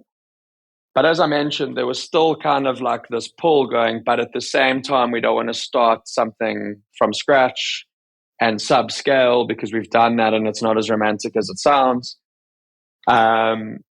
And so we met Anthony, the CEO, and then Bongiwe, the CFO, and just they were amazing to speak to, and they didn't tell, they just asked. Was my kind of memory of it, which was like, what would you do? Let's just have a cup of coffee and let's just talk about, what would you do if you came into a group like this? How would you think about it? And obviously we both defaulted to a model that was so obvious and intuitive to us, which is build one app, put everything on it, and there is no other way. Do not pass begin. But for them was so profoundly different as an operating model, like defederating, aggregating, centralizing, and so on. But it made for really interesting conversation, and we continued to have conversations, and ultimately reached alignment where we had a view or a vision on where we thought the group needed to go, and essentially they approved it. So we weren't hired as kind of employees to come into an e-commerce division and just carry on running it. It was more like we had a business plan, which, as I explained, we'd kind of learned how to build. And this is what we think your 5-year path is. And they bought into it and said, cool, we're down for that. We'll fund it. Yeah, of course, within that. We spoke about it, I think, a little bit off air. We spent a lot of time discussing the risks of what we may be walking into and what we've just come out of in terms of the type of environment we wanted, and overly corporate, bureaucratic approaches to work. Like we labored that ad nauseum, really. And I guess at the end of the day, you're not going to sign a contract like listing that stuff. There has to be trust that they'll stick to their word. Anthony has stayed true to his word, but true to form on our part, we also made it happen because it's a 40,000 person organization. Just because a handful of people think something should be done doesn't mean it's easy to do. So it was by no means like open season to go and just implement your vision. But it's not like you had a checkbook. It's like you had an entire organization that had to do this in order to accommodate for what your vision was. Correct. And I think a retailer like TFG, the people running it have got runs on the board. They've been here for decades. They've put the time in and they've proven themselves. I mean that as a compliment. They build things, they rise to the top, and they get given more and more leadership opportunity and I guess leverage in the group to drive things. And here we are coming in selling a dream. Like, trust us. This is everything your existing business is doing is wrong. Everything our imaginary business that we are going to build that we haven't built is right. And you can imagine, some people, it's just a personality thing. We're like, yeah, cool, sounds great. Water off a duck's back. And others were like, who the hell are these guys? What are you talking about? So nothing unexpected, but it to Claude's point, like getting buy-in from a level of seniority or even agreement on your strategy and actually having to implement it, convince people, demonstrate, show, and get runs on the board is another matter entirely. But it's a bit like a startup. If you believe that 99% fail and 1% break through the sound barrier or, enter orbit, I think it's exactly the same because we get asked about this all the time. Lots of people in the early days were like, oh, yeah, they say that they're going to build this thing inside of a corporate. It can't be done. Everyone says they're going to do digital transformation. I got laughed out of like a room once. Yeah. That's what they say in Standard Bank and Nedbank and every retailer that they're going to digitally transform, but then you hit a wall. But we kind of built where we will be the 1%. Like, we got to find a way. There must be a way. That only comes from the mentality of someone who's been successful as an entrepreneur already. It's like the only way that you can have that self-belief is like, not only have I done it, but you had that belief to begin with before you even actually did it, and you just maintained into a new environment. Yeah, I don't even know. I mean, there is certainly belief. I think there is. I think there is a belief in what we're capable of doing. That's true. But I also think there's a methodology that we've learned. And there were huge gaps within this context, as I've kind of alluded to. Like, we don't understand change management. We don't know what that is. We don't understand large-scale corporate change management. Really good at articulating a strategy, but getting everyone to believe and get on side, completely new to us. Don't know what that means. Takealot, it was like, if the CEO says it is. That's how simple change management is. There's no consensus building or context, or it's like it's a directive. It's chosen. So there were gaps, but what is in our methodology is kind of first principles. So if most people can't incubate a startup in a corporate, ignore that. Try find examples of who has. And so we spent a lot of time doing that. Like, what are the edge cases where it has happened? It has happened in Walmart, for example. Walmart disrupted its own business by enabling a founder to incubate a startup and create certain boundaries and remove red tape and work in an asymmetric way. And that's one of the success stories. There's a couple in South America and so on. And we became fascinated by those stories and dove into them at like an encyclopedic level. Like, by year, what did they do? What were the steps? Who did they hire? What did they say in the media? What happened in the annual financial results? What was their stated mission? And frankly, we've always been copycats. We took the best practice, packaged it, and execute. Superbalist, we didn't invent online fashion retail. We used to pour over Zalando and ASOS financials and look what was their percentage marketing to top line, what was their customer acquisition cost reduction by year. These became the boundaries in our budget. If it's been done, it is possible. Now that's got to be our strategic boundary. So yeah, maybe that's part of. It's just worth saying. I think Claude and I are very, very good at emulating good businesses. That's probably our key skill. We're not 0 to 1 inventors. We're not going to invent a flying car or a social media network, but we can clone one and probably make it the best in the country. That's kind of our thing, if we care about it enough. Which I think is, I hope like more entrepreneurs. It just one thing I find when entrepreneurs chat to us is like you typically are pushed towards finding the new thing.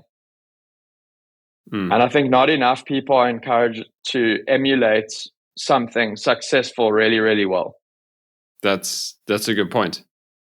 Guys, we've only got enough time for 2 questions that I have for you. And even then, that time is, I'm squeezing 2 questions into that time. But let's get straight into it. The nature of Bash and starting off, because I mean, TFG had my TFG world before COVID even happened, right? So they were already operating in e-commerce. I think you guys joined this, and the way that we spoke about this offline was you'd built to scale with Superbalist and Takealot. Now you had looked at TFG and it's like you've got scale that you can harness, and there's so much more that you can do. So when we talk about now harnessing scale, what was your strategy and how did you harness that scale with Bash? We speak about the Takealot group being a mature platform but immature retailers.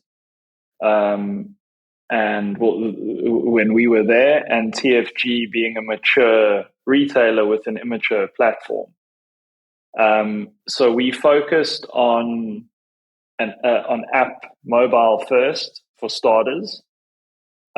Just getting like the 101 basics of a native shopping app in front of customers, in front of the millions of customers they have. I guess that's the scale that we mean. They've just got millions of customers built up over the last century. Those customers had never experienced an app in the way that we had envisioned giving them one. So that was a starting point.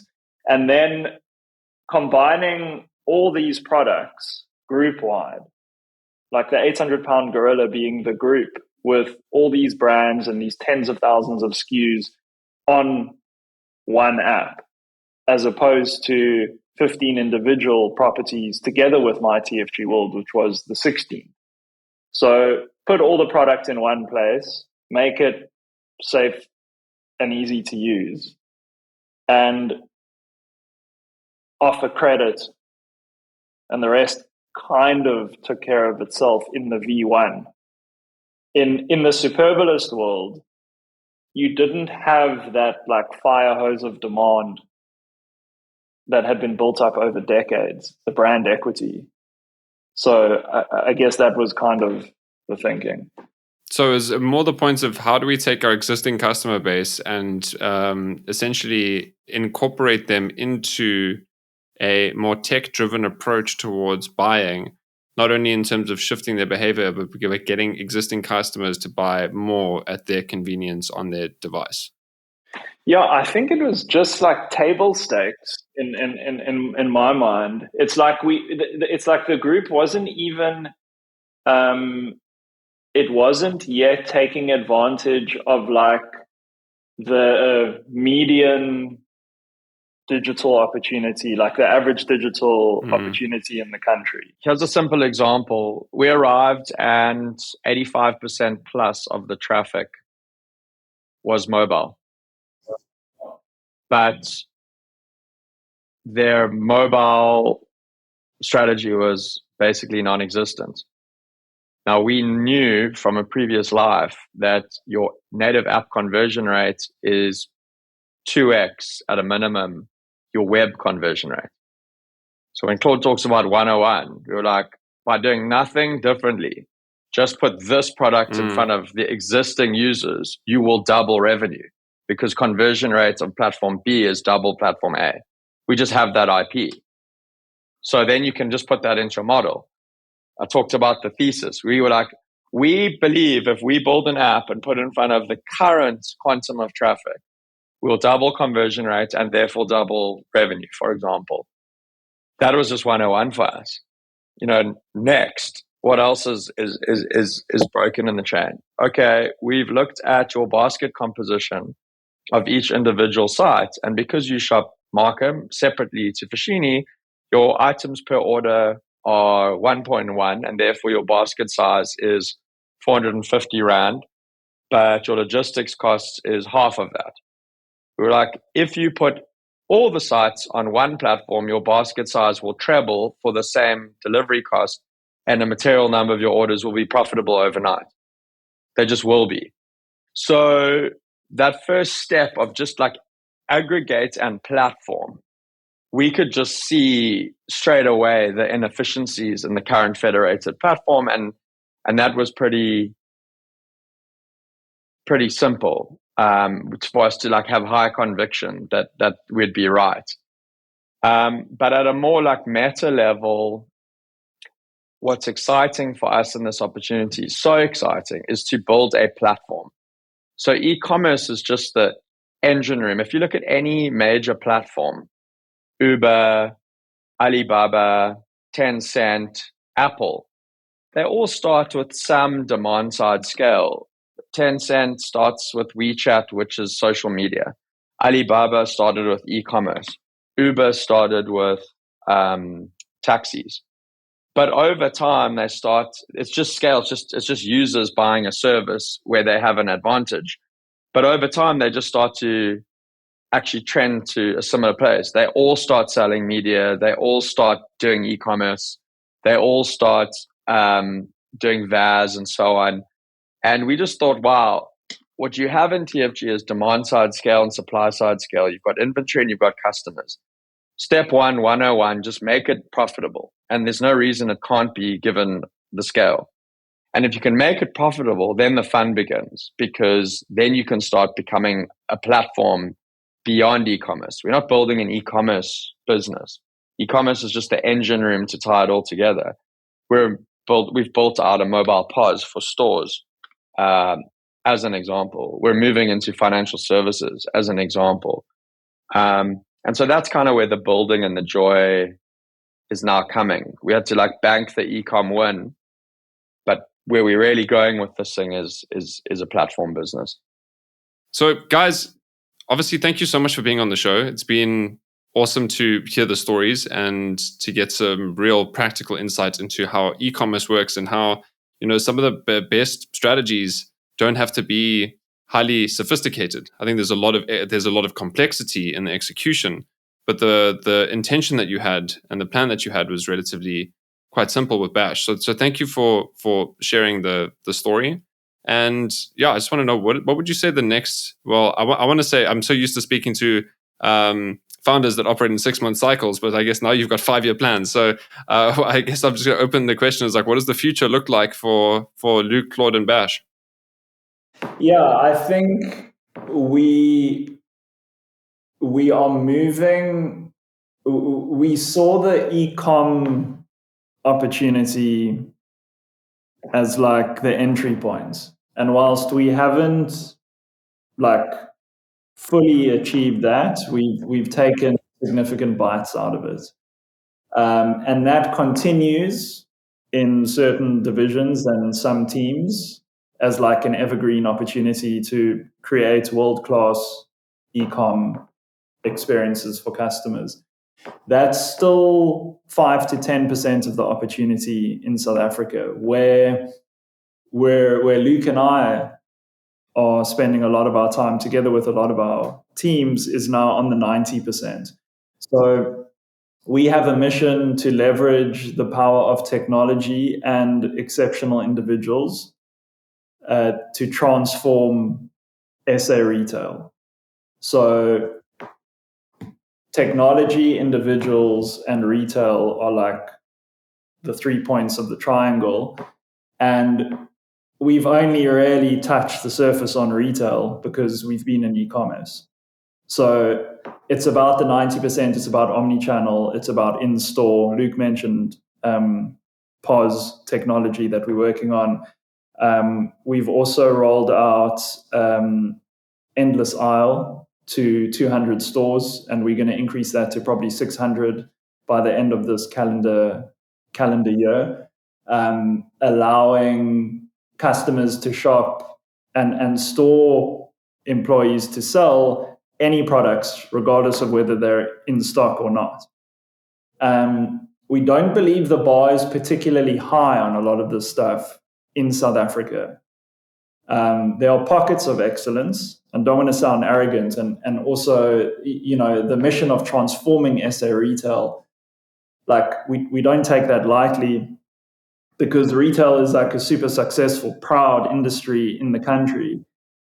However, we don't believe it's in as good a shape as it has been historically. A lot has changed over the last 10, 15 years. There's a lot more competition. There's been digital disruption.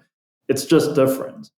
So we want to be at the forefront of exceptional retail, like 2030, 2040. So yeah, that would be my answer of where the focus is. Away from, I guess, e-com as strictly defined into technology-enabled retail.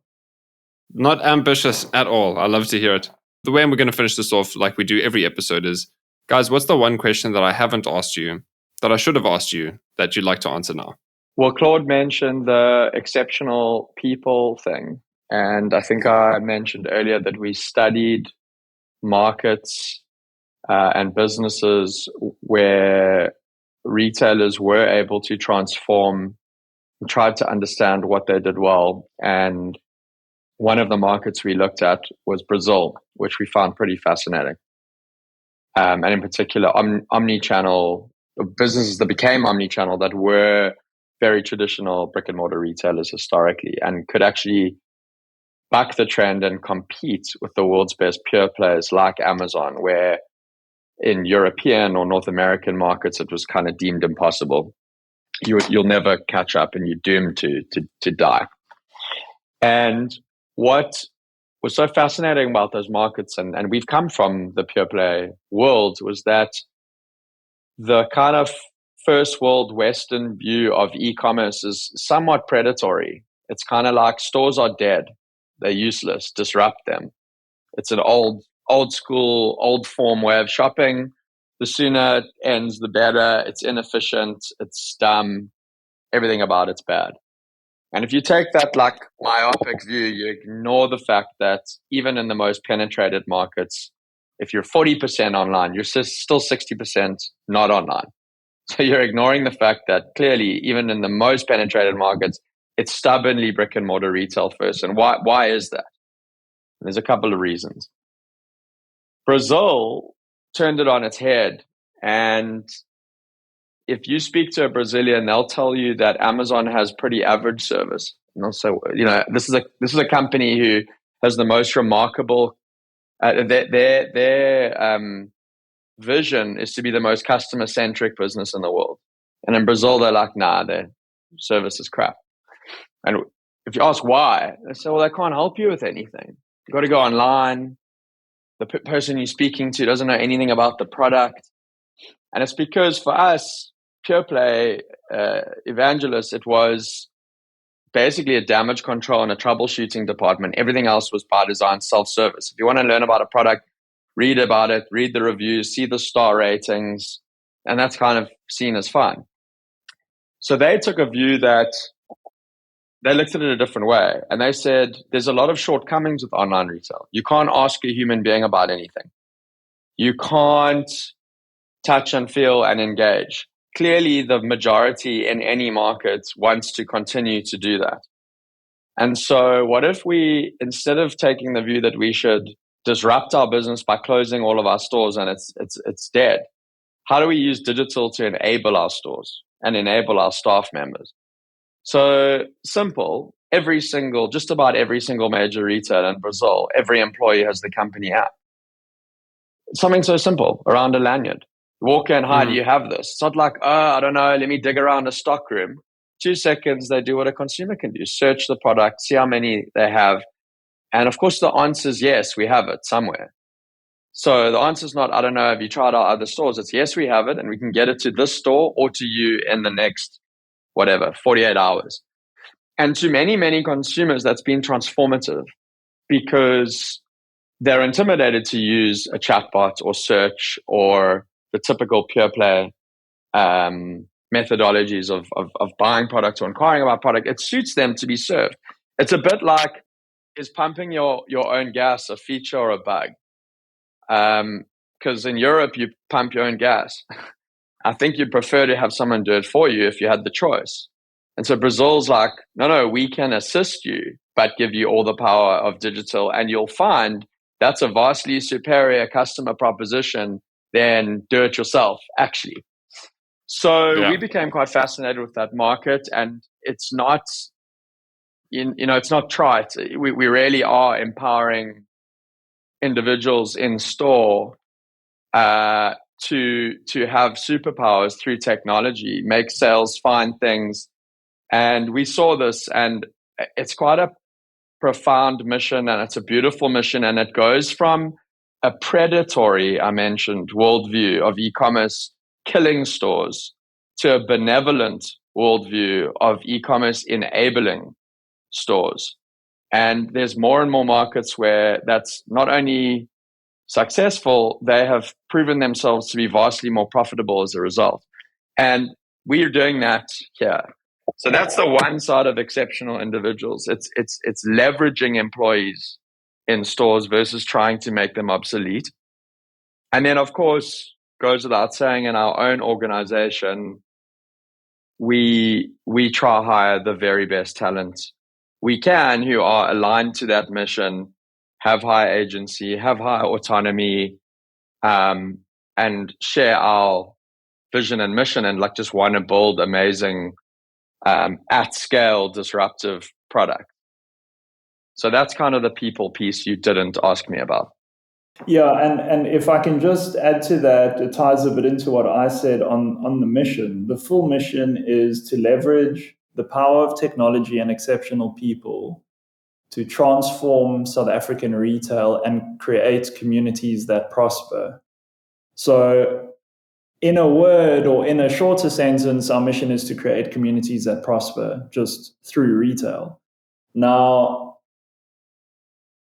an example of what not helping create communities that prosper in retail would be like EdCon. And more recently, Pick and Pay. Like, that's what not to do, because that can create a lot of pain for tens of thousands of people and family, and it's just very dangerous for the industry and the country. So we believe like this is pretty important at this juncture in SA. And it's clearly not easy, even internationally, because there's a laundry list of like cautionary tales in retail already. And so, yeah, we want to be a part of the solution. That's incredible. Thank you for sharing the mission. And guys, thank you once again for sharing the story and for being on the Founder Files. I can't wait to see how you keep growing and how you keep growing as leaders and individuals, and how you continue to help the South African retail industry grow. And I can't wait to see you fulfill that mission. But I guess until then, thank you for being on the Founder Files, and wishing you nothing but success. Same to you, Cameron. Thank you for having us. And I think it's a beautiful mission that you have. And I hope this is at least a little bit useful to any other founders out there, because it's not easy. I really love doing this. And one of the reasons why is because chatting to truly successful people, I continuously see how real they are as human beings, which leads me to my first insight, or at least question, and who am I outside of my business and all the tasks that I need to do? Personally, I don't think I'll ever retire, at least in a traditional sense, but there will come a time when my life will slow down and I will want it to slow down, but I'll still want to have something meaningful to contribute to the world. I'm not sure what that is yet, or what that's going to look like yet, and honestly don't think I'm in a chapter right now where it's worth contemplating, but it is inevitable, and I'm going to need to figure that out, otherwise it's going to smack me in the face. And I think the sooner the better. So I think this is a tricky thing in terms of timing. It's not a right now thing, but when is the right timing? So I need to wrap my head around that and figure out what am I outside of my business and tasks.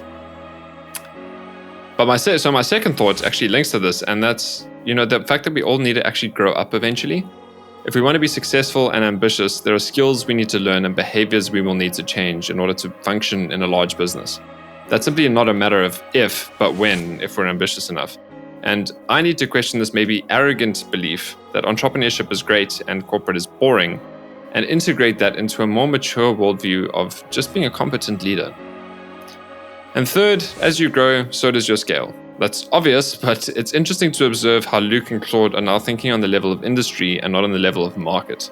There's a level of complexity I can appreciate in what they're talking about, but not yet actually fully understand. Well, I mean, I don't know the industry as well as they do, but because they've actually done the hard yards of building their business to such scale.